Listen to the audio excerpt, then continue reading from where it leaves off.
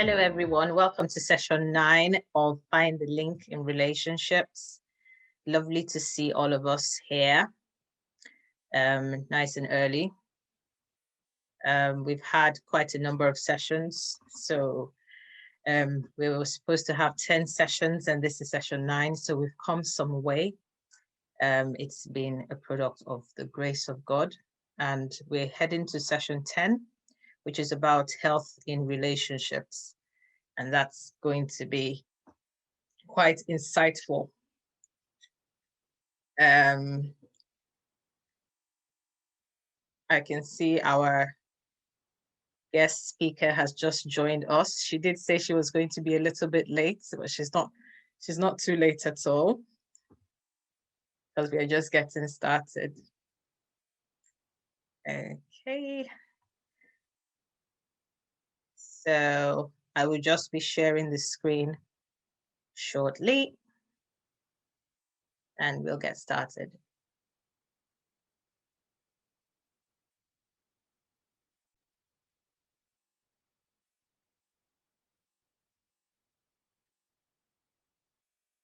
So here we go. Our topic today is mixed and merger families.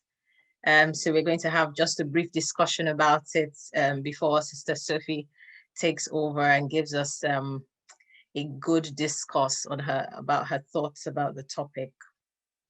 So this is just a starter. That's Sister Sophie and that's myself, taking talk about Praisingchild. So the Find the Link sessions have been quite insightful. Their aims are to enlighten, inspire, empower, and give. I'm sure a lot of us have had that so many times, but that's what it is about.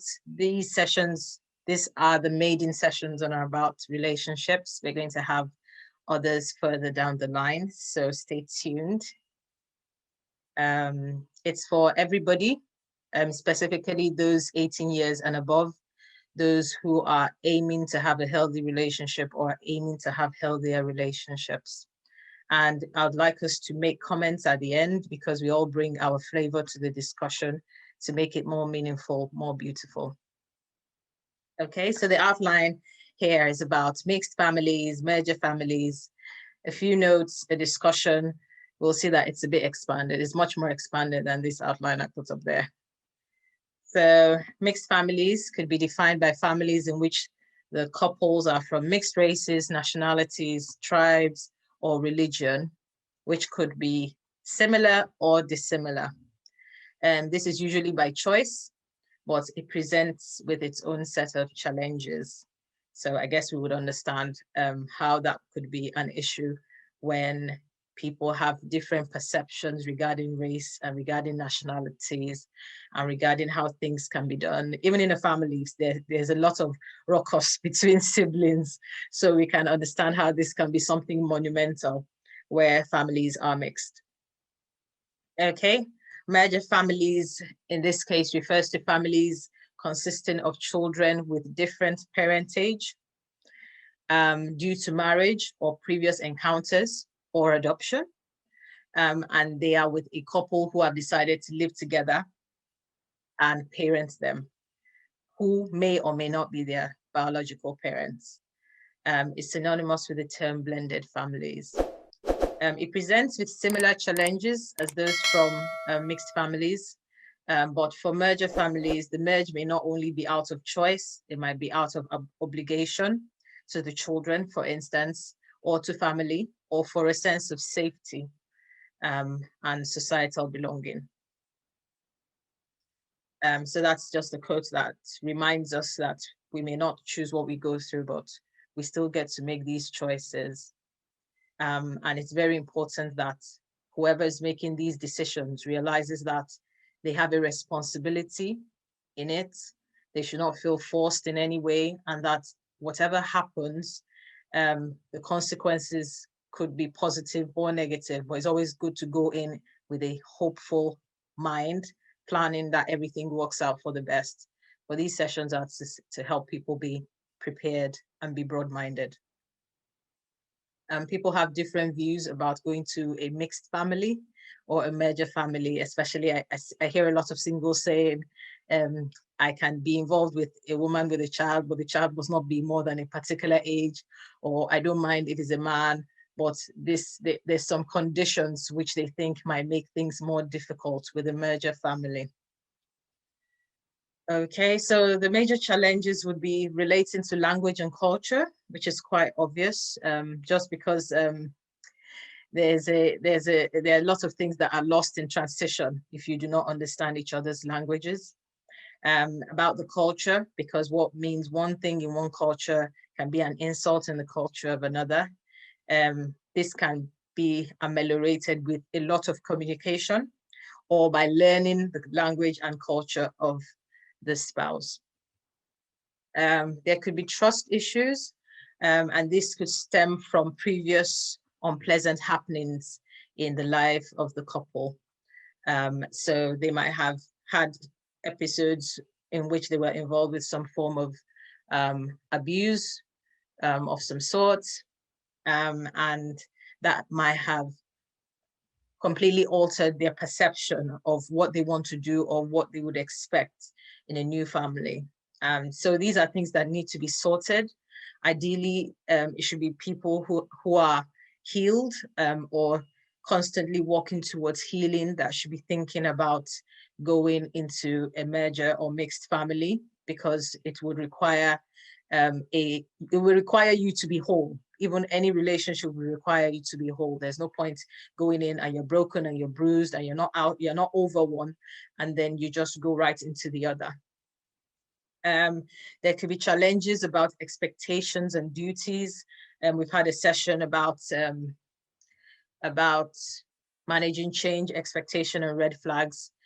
So this is how we were doing it in our house before we moved here. This is how mommy always did it. This is how daddy always did it. And these things appear like small issues, but could become very, very big issues. They could actually completely break down a relationship.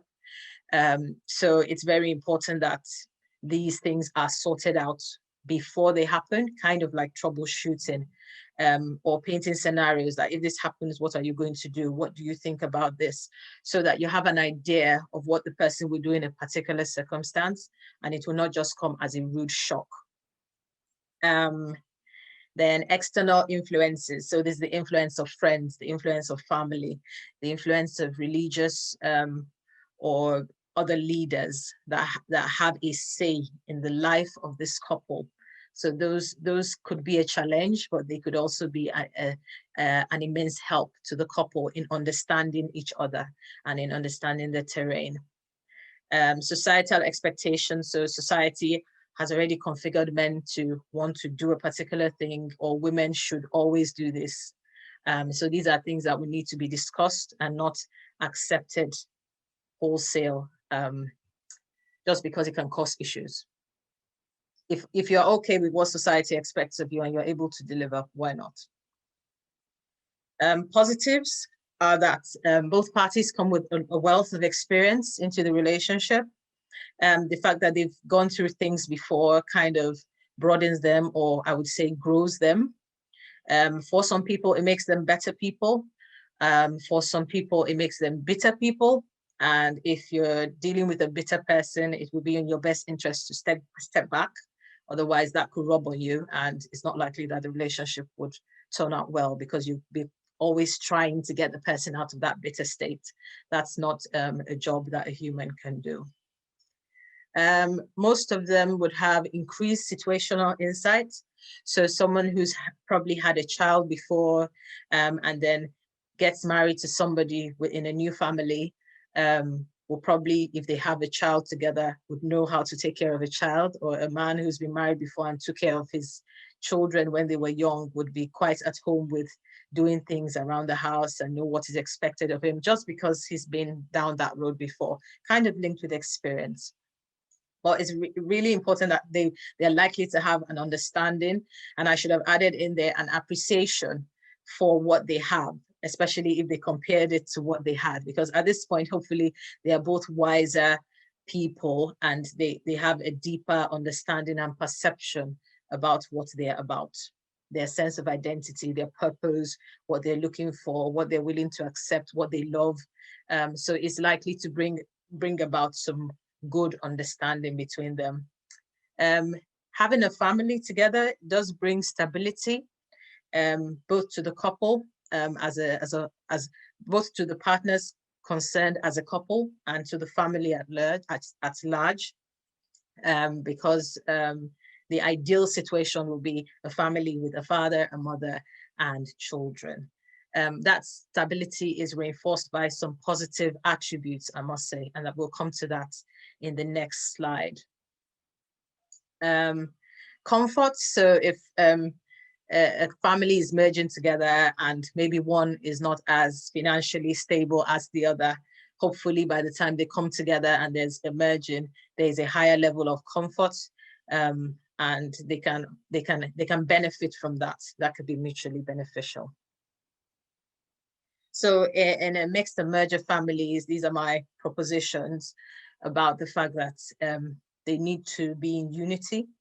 So there needs to be unified leadership, especially in a family where the mother has been the leader and the father has been the leader. They've not been very used to another mother or another father, and that could be an issue. So it's very, very important that first of all, the central core holds between the two people concerned. That is about the most important thing. And that they value each other, they respect each other, and they are able to present a unified front. Most parents already know that children can be very manipulative, especially if they feel that they can have the side of one parent, especially when they're young. Unfortunately, some people grow up to be manipulative adults as well.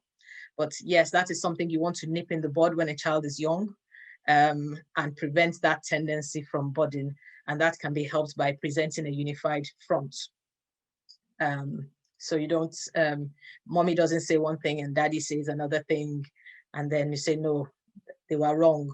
You should say that in private, but still go out and present a unified front to your children.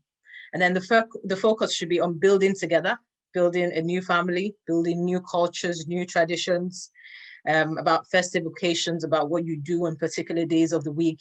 It's like you have a brand new canvas. It's like you have a brand new template. You could decide to build from scratch again. It's a good place to be. It's like turning over the sheets, and having a plain sheet of paper to do whatever you want to do. It would thrive on transparent and clear communication between both parties, and this is where communication and language issues are important. So even if it's within mixed families in different tribes, it will be quite important that if one person doesn't understand, then the partner that speaks the language either doesn't speak it or at every occasion makes an effort to translate. Love, care, carefulness. Carefulness is quite important because you're having something precious. You know where you're coming from, you know where you're going. You're not planning to take anybody for granted, whether your spouse or your new family.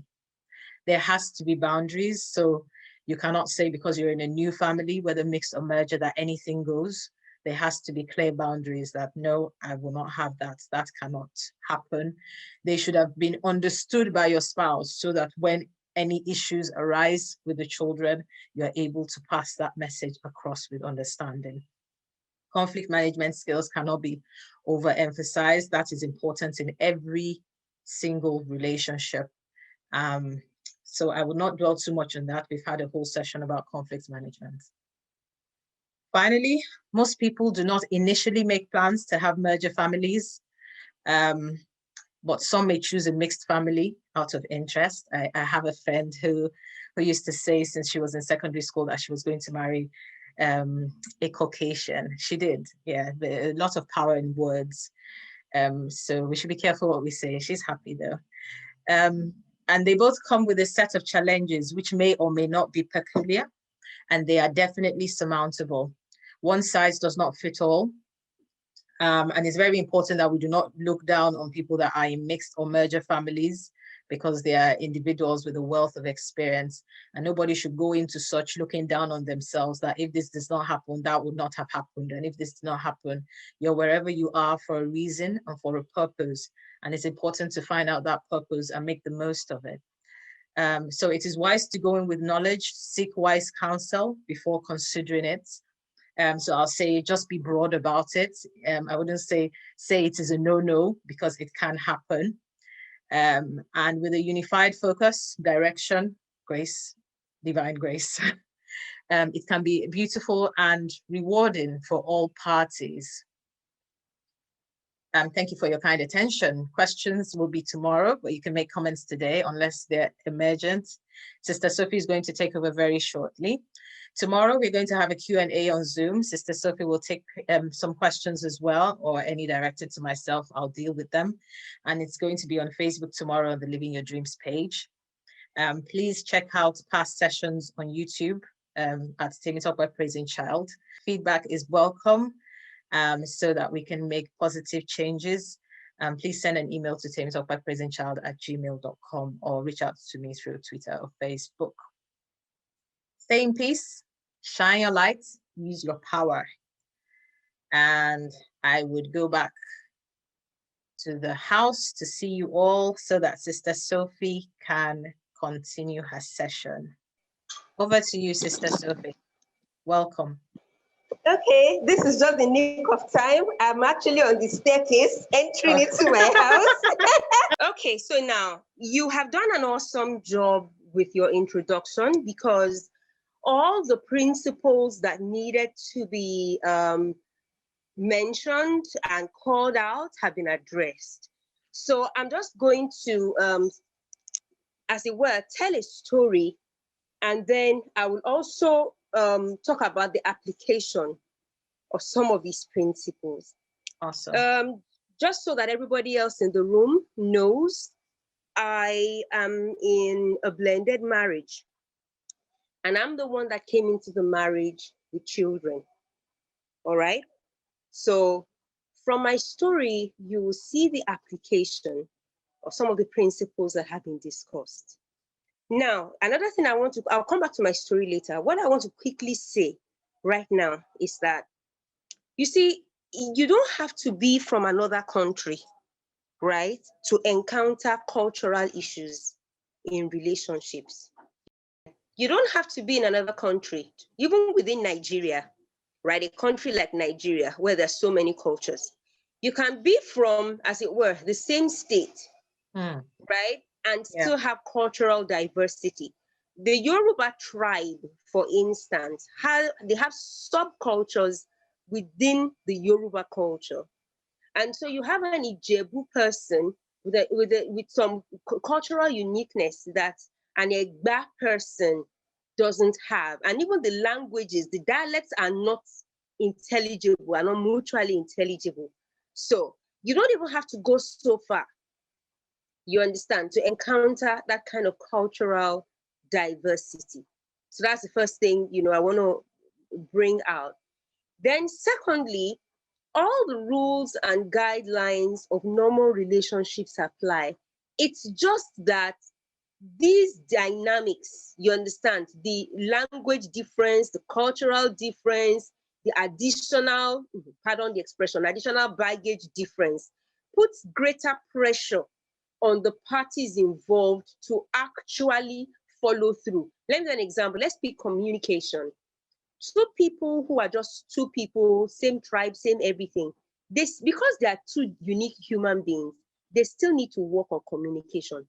But by the time you find out that already there's a language difference, and therefore that in itself now puts pressure on your communication. The language difference puts greater pressure on your communication. Or there's a child in between that somebody brought in from somewhere else. And so the insecurities are additional things that could put pressure, on the communication. Let me give it now. In my own home, in my house, if you come to my house and you hear, I'll blow you now, right? If you come from an abusive or where there's been violence, you could really freeze up and panic. But you see, if you hear, I blow you now in my house, that's the greatest joke of the century. You understand? Whoever says I'll blow you now, the person just knows that you're not serious. Do you understand? My husband says it to my daughter. My daughter says it to her daddy, I'll blow you. You know, that kind of thing. So now in my own home, that is not violence, that is play. Because my husband he's a teddy bear. You get the point? If somebody else says that, it is a cause for concern. So that also explains the communication issue, that the meaning of an expression, some of those aspects of diversity, that you mentioned, what they do is that they put greater pressure on the principles that everybody has to follow anyway. You understand? We all need to learn communication anyway. We all need to learn boundaries anyway. But you see, these things that you have mentioned, they give you kind of like more work to do, and they make the stakes higher. You understand? They make the stakes higher. Because if you are with someone, maybe you're in a relationship with someone and they speak a different language, if the family members come and they start speaking in their language, if you're not secure in your relationship, you really begin to feel like, are they talking about me? Or what are they saying? Why are they saying, they know I'm here. Why are they deliberately not want me? Why are they trying to make me feel like I'm an outsider? Meanwhile, they may, but then again, they may they really genuinely have forgotten themselves.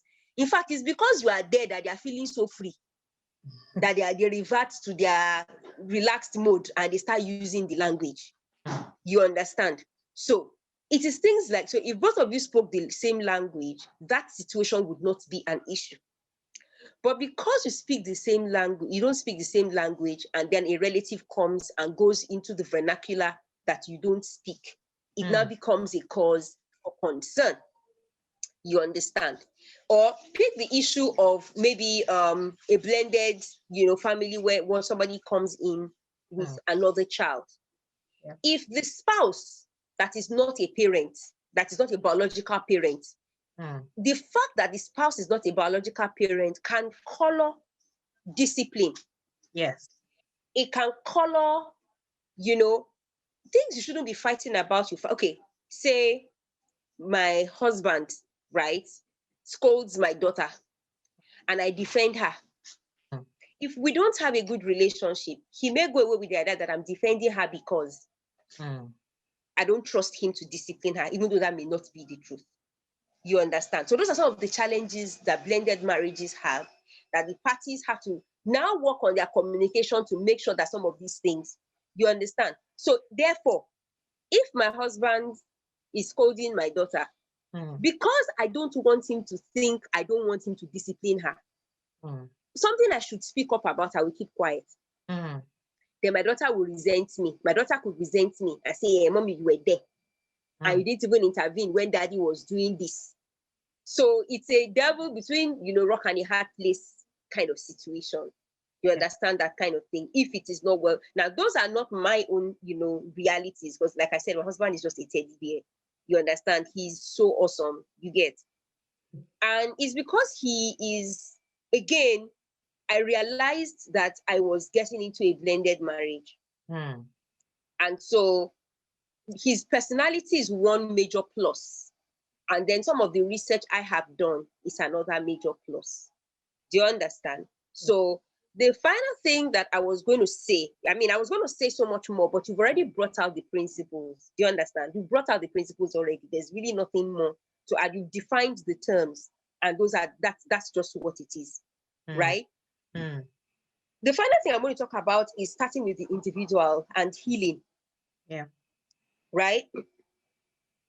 If you're an individual that has, you're talking about blended marriages, right? You have baggage, right?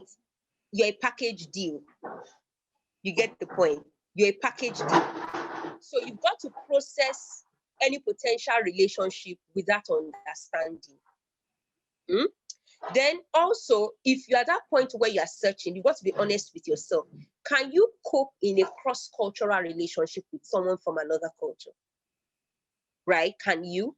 Because you must be able to, first of all, decide by yourself what your pool, as it were, your scope, your boundaries, as it were, where they are. If you live and work in Nigeria, in West Africa, and you decide that, you know what, I'm willing to marry anybody from and the African continent or this country, you know, these are thoughts you need to have. Those are decisions you need to have.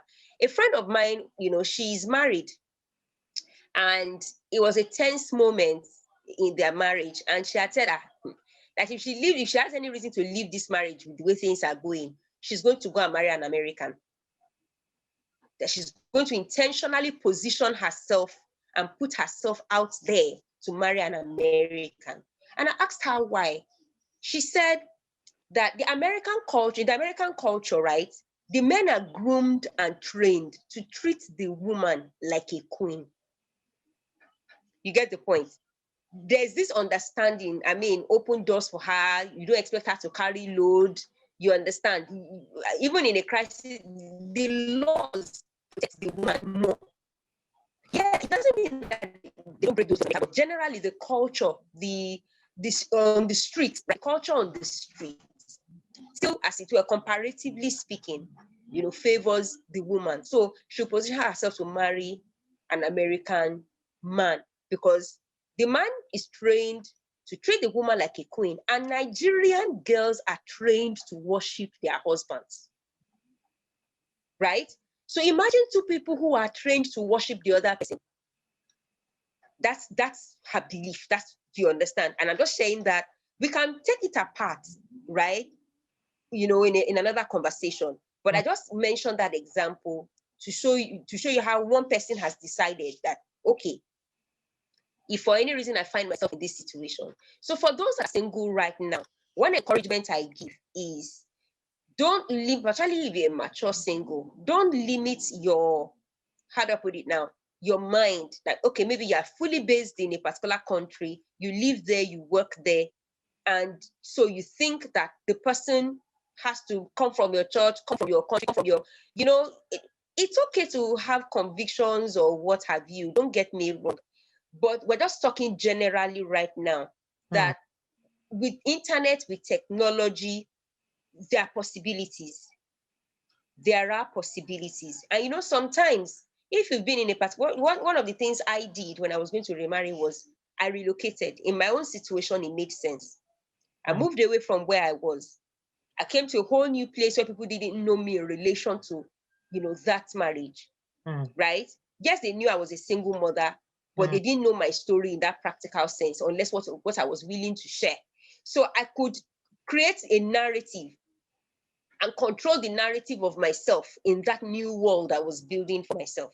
You get the point? And so because I could do that, I now met this new person. You get now?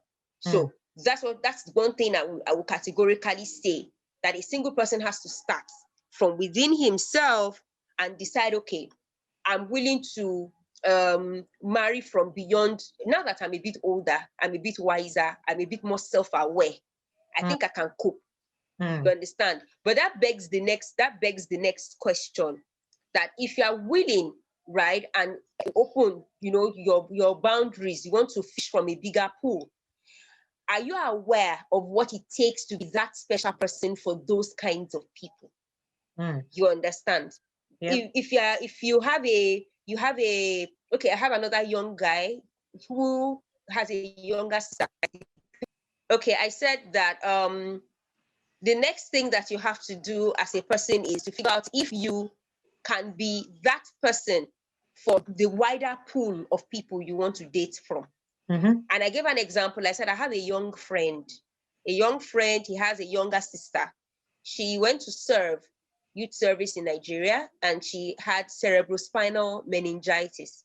It left her deaf and partially blind. So he was dating, you know, he started dating a young girl, and the relationship didn't work. And one of her areas of resentment was that he wasn't giving her enough time and attention, and he was giving, and that Shebi is just your younger sister. Don't you people have parents? Why are you the one? You understand? Why does your world revolve around her? You understand? On the one hand, I understand her resentment, but on the other hand, I personally did not approve of it. You understand? So if you say you want to date, so imagine a man that has children, or a man that has a child and the children come first. Mm. Are you ready to not be first in that way? Or are you ready to, he's spending time with you, he gets a phone call and he walks out on your date just because he's got to be there for the children? Will that be a thing for you? You know, so those are the practical applications of some of these principles that you have raised.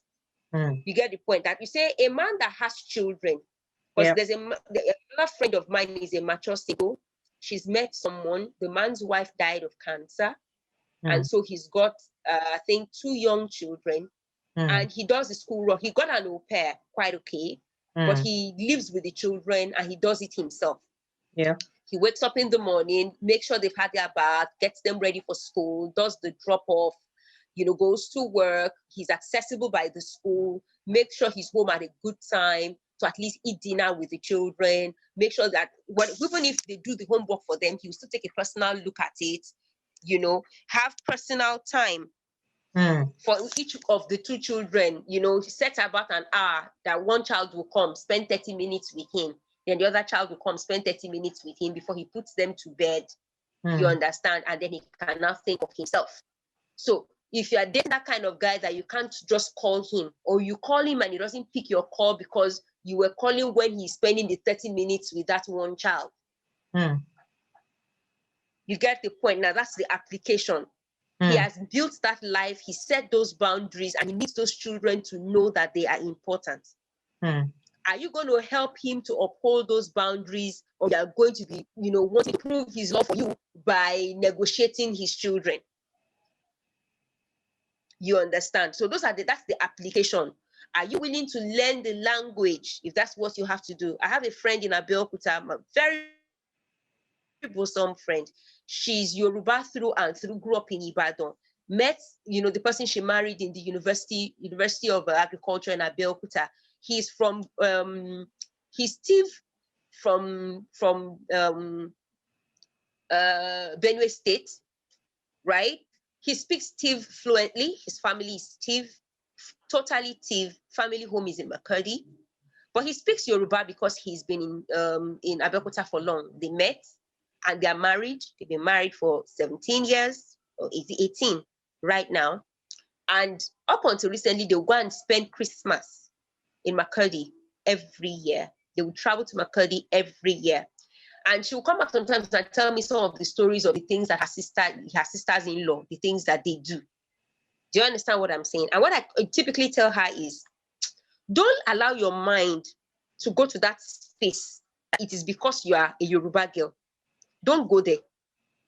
Just let your mind stay in that place that they are showing you who they are. It's not about you. It's just who they are. That's how they are. It's not because you're a Yoruba girl. It's not because you don't speak Tiv. Just leave it like that. Now, her husband speaks Tiv. The children now understand. She understands. But she has not actively gone out of her way to learn how to speak it. She hasn't. Now they've built a house in Abeokuta. They spend more time in Abeokuta. You understand? And she was a homemaker. Early on in the marriage, she stopped the corporate work to sit in the house to look after the children and look after the home. You understand? And that system worked for them. So at the end of the day, she has bonded with her children. Her children speak Yoruba well. And her husband counts on her for a whole lot of things. You get the point? So she has figured out a way to manage that cultural, difference. Now I have another friend who the girl is Steve, went to secondary school together. The girl is Steve. She ended up marrying a Yoruba guy. She works in the bank. They've lived in Ogbomoso. They've lived in Akure. The bank keeps taking her to all these places. So she's a thief girl. But by now, we're classmates in secondary school. She didn't know a word of Yoruba. Today, now, she's a Yoruba wife. You understand? Yes. So, so many different scenarios and instances. The bottom line, try to wrap up now. The bottom line is that every principle of relationship is still important for blended, and merger families, cultural, diverse relationships. The areas of diversity or the baggage just adds more pressure to these principles. All right. And so in understanding you, so it means you might have to work a little harder you might have to work a little harder. And hard work never killed anybody. Mm. You understand? Then as an individual, the next thing I said was that if you must realize that when you're mature single, it's one of the things I personally believe, and that's what worked for me. As you grow older, both male and female, parameters change. Because you too, you are evolving, you're changing. When I was younger, there were some things I could overlook. If I were to have been single now to say I want to marry, there are some things I won't overlook anymore. You understand what I'm getting at? There's some things I won't overlook anymore. There's even an element of diversity that has to be the age thing. If I'm going to, unless you want to discuss that separately, but I think it's still part of it. I'm talking about age. Yeah. I'm talking about maybe a large age gap between the man is so much older, 7 years, 10 years, 15 years older than the female, or the woman is slightly older. I'm talking about 2 years, 3 years. You know, that age difference, those age issues are areas of diversity also that color the thing. And then again, there are other people I know. I mean, there's a man of God I know that married someone eventually who is like 15 years younger. And so far, they appear, I'm not that close to them, but so far they appear like everybody is okay. Because again, this man that has married a woman that's 15 years younger is of a different generation from my own father. You understand that kind of thing? So I don't expect that his own wife, who is 15 years younger, will have the same problems with him that my stepmother had with my dad. So these are dispensational and generational things that we're talking about right now. So basically that's just it. It's about once you find yourself there, whatever it is, then it's time for you to do your homework and be intentional. You can't, particularly if you are mature, whatever the kind of relationship, you cannot approach it with a, how do I put it now? Just that like a bicycle. Things need to be more intentional now. You get the point. Final example, if you are, love language, I hope you know that, like, I said it before, all these areas of diversity, the blended and all of that, they put pressure on the things we already know. Look at love languages. Love languages, it has the how do I put it now? These areas of diversity. What is love? I'm a Yoruba girl. Flowers are not in my culture. Culturally, flowers, you get the point. If maybe I have been so urbanized, if somebody posted a question, I'll read it just now. If I've been so urbanized, I may have acquired a taste for flowers, right? But now, I said that yes, if my love language is receiving gifts, right? And you now buy me flowers, and then you're wondering why I'm not enthusiastic. It could be because culturally, you're an American, right? You buy a woman flowers. But I don't understand flowers. I may receive them because, you thought of me and you bought me something. But it may not get you the same result as, say, you bought me chocolate or you bought me. Sorry, Sister Sophie, the network has acted up again. Oh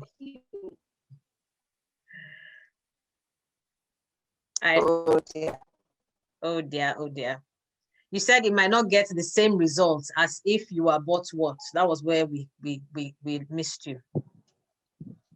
Chocolates. Okay. Chocolates. You understand? And then you are wondering why. So what I'm trying to establish is that the areas of diversity just make everything a bit harder. You need to put in more effort. So saying you want to do love languages the way you do it normal, you have to be more intentional and now think through those cultural and those, things. So if you read a book, it boils down to communication. If you read a book, you might still have to talk with the party to understand the application of some of these principles in relation to that unique person. Yes, absolutely. You understand? So that's what I'm trying to explain with that example that I gave. You know, in talking about love languages, everybody knows about love languages, and I'm saying that if you are dealing with a blended situation or a culturally diverse situation or a merger situation, right, it will bring a whole new twist to how the concept will be interpreted and practiced. You know, so basically that's just it. I'm hoping that tomorrow I'll have a better connection, and then I'll be able to at least give a summary of my own personal story. You understand? And some of the things that I've learned and some of the things that I've done, just keep it going 11 years. Awesome. Thank you so much for sharing with us. We've all gained a lot. Someone has asked a question. Mr. Adewale Ibrahim says, could you share those things you will not overlook, assuming you are to go into a relationship now?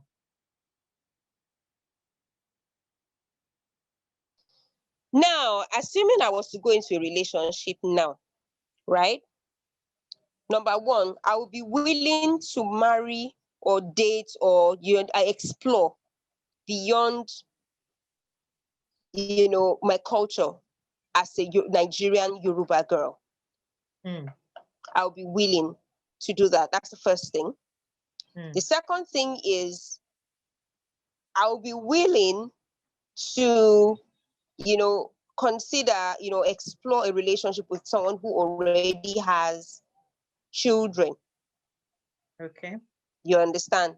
That's a whole, that the person was maybe married before or not married before, and the person has children. Being a female, right? I am aware of my own personal prejudices. You understand? In my culture, women just don't leave marriages. The man most of the time did something. 9 out of 10.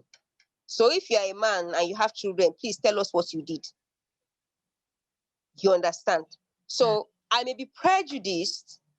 I will own the prejudice as you have judged it. So it is fine.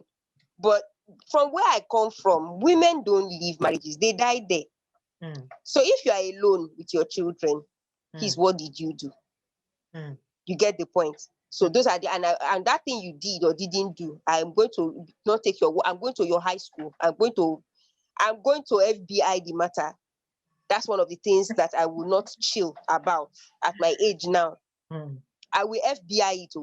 I will. Yeah, you went to school this year. I'm going to town. Who knows somebody that went to school this year? You know this fellow. Tell me. You went to campus with him. Tell me. We will go and set it out to see if it is exactly as you said. You understand?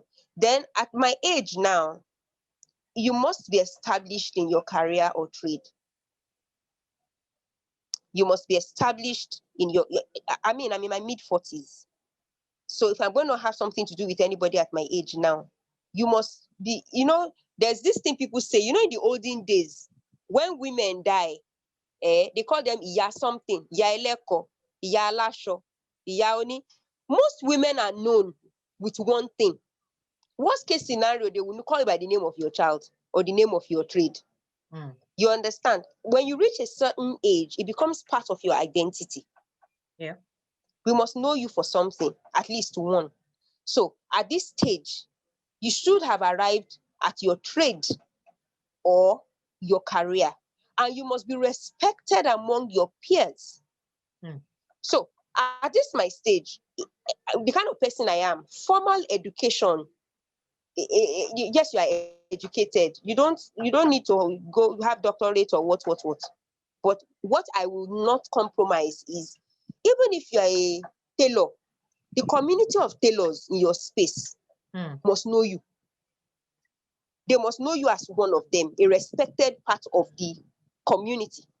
You understand what I'm getting at? You are respected, your craft, your skill. People should be proud to say, I know you.